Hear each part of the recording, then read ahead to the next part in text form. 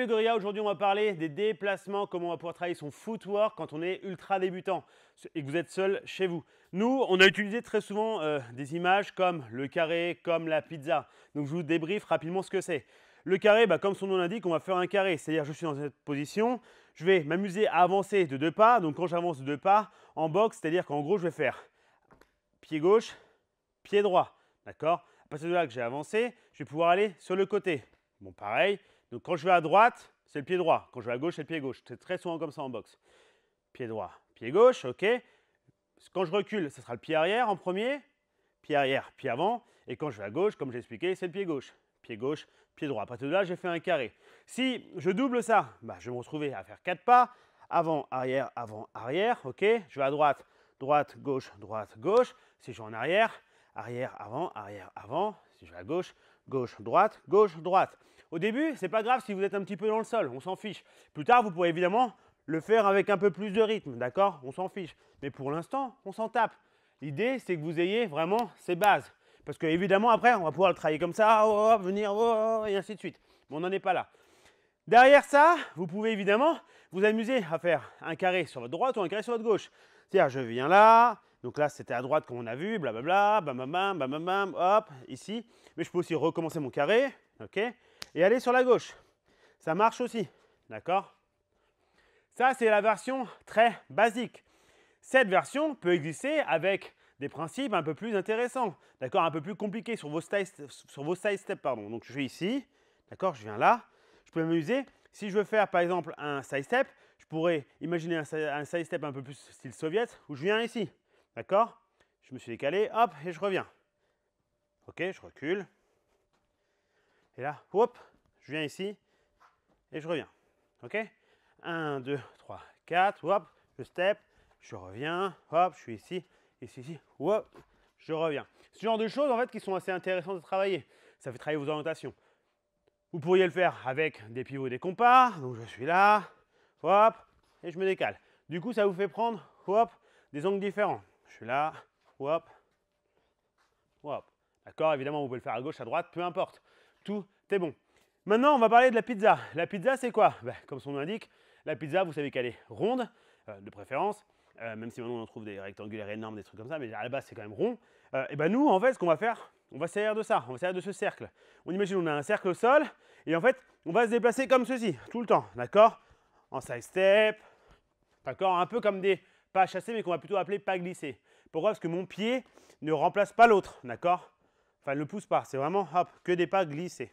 C'est-à-dire, en gros, si mon pied arrière fait 5 cm de déplacement, et le pied avant fera la même chose, d'accord?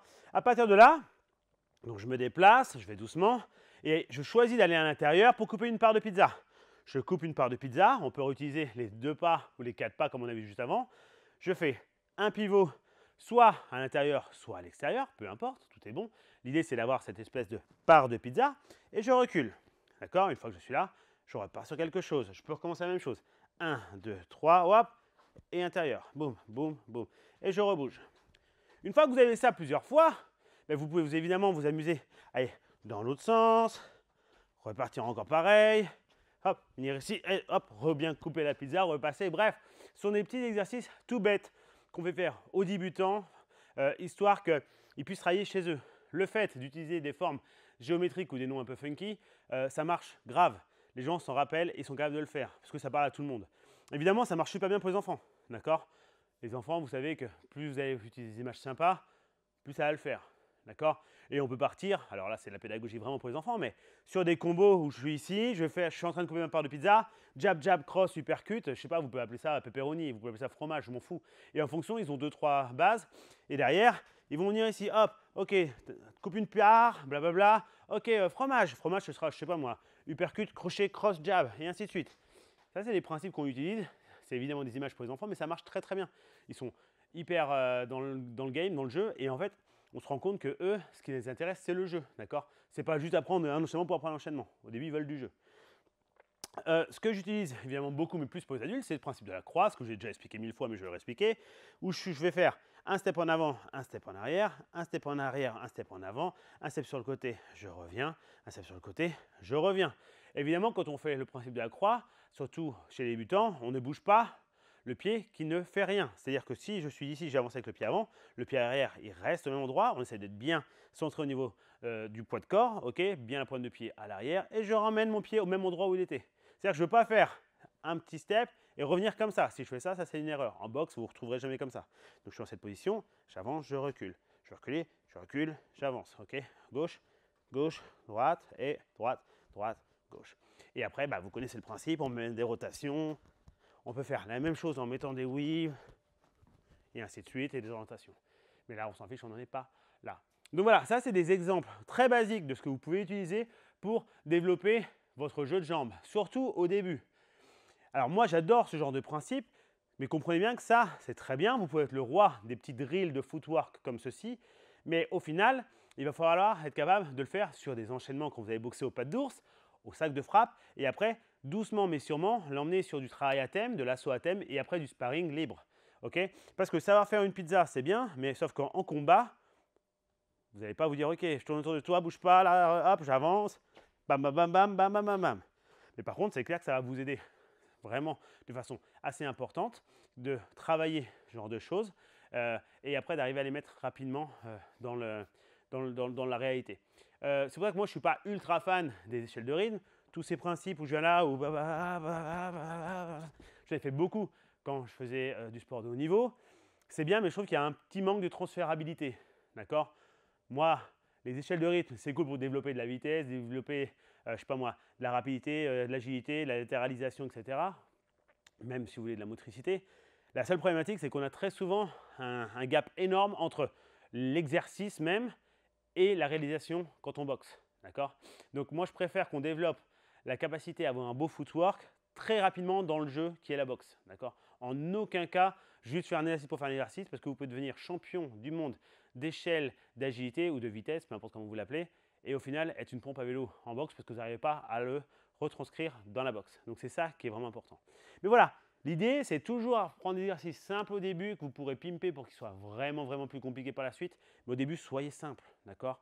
Je vous rappelle que tout le monde dit l'acquisition, enfin la répétition amène l'acquisition, certes, mais c'est aussi vrai que la répétition d'un mouvement pourri amène l'acquisition d'un mouvement pourri. Donc, au lieu d'aller vite, au lieu de faire n'importe quoi, mettez-vous sur les bases et travaillez vos principes de je répète quelque chose de bien, quitte à le répéter lentement, je vais l'acquérir pour une vitesse plutôt lente et au fur et à mesure où je suis à l'aise avec ça, je vais pouvoir augmenter la vitesse. Mais ce n'est pas l'inverse, d'accord? La vitesse est très souvent utilisée pour cacher la misère technique. Donc, c'est à vous de comprendre qu'au début, on va doucement et ensuite, on va faire des trucs intéressants. C'est comme faire un enchaînement de 35 frappes pour des combos machin avec votre coach, etc. C'est très joli pour Instagram, c'est très joli pour tout ça. Mais en vrai, ça ne sert pas à grand chose parce que vous n'êtes pas capable de faire 3 frappes en sparring. D'accord? Donc, au début, apprenez à faire 1, 2, 3 frappes, une frappe, à être à bonne distance, bon footwork, etc. Et plus tard, vous pourrez mettre la pression, être proche, envoyer 6, 7 frappes. Il y en aura sûrement que 2 qui vont toucher pour de vrai, peut-être même pas d'ailleurs, peut-être même 1, peut-être 0. Mais au moins, vous serez bien en place. D'accord? Et évidemment, après, vous pourrez faire des enchaînements qui claquent avec votre coach pour faire style. Ça, c'est très bien. Ça développera des attitudes des capacités de mobilité, d'esquive, de relâchement, etc. Et surtout de cardio et d'endurance musculaire. Ça, c'est très bien. Mais comprenez que ce n'est pas parce que vous faites ça que vous serez forcément bon en boxe. Vous serez peut-être juste champion du monde de pattes d'ours. L'idée, c'est d'être bon en boxe. Donc, pour être bon en boxe, il faut quand même, au début, essayer de passer dans la réalité et donc en sparring. Et pour le passer en sparring, vous avez besoin de le travailler de façon, on va dire, intelligente et intelligible. C'est-à-dire que moi, en sparring, ce que je vois le plus souvent, c'est les gens qui vont tenter à faire jab, jab, cross, jab, jab, cross, crochet. Ils vont bouger. Jab, cross, uppercut, uppercut, je bouge. Et déjà ça, c'est déjà très bien. D'accord? Donc, on essaie de ne pas se perdre dans tous ces méandres de coaching qu'on va retrouver un peu partout sur les réseaux. On revient bien à l'essence même de la boxe. On essaie de l'apprendre de façon intelligente et ça devrait bien se passer. Je vous souhaite une très très bonne journée. À plus tard. Bye bye les gorillas.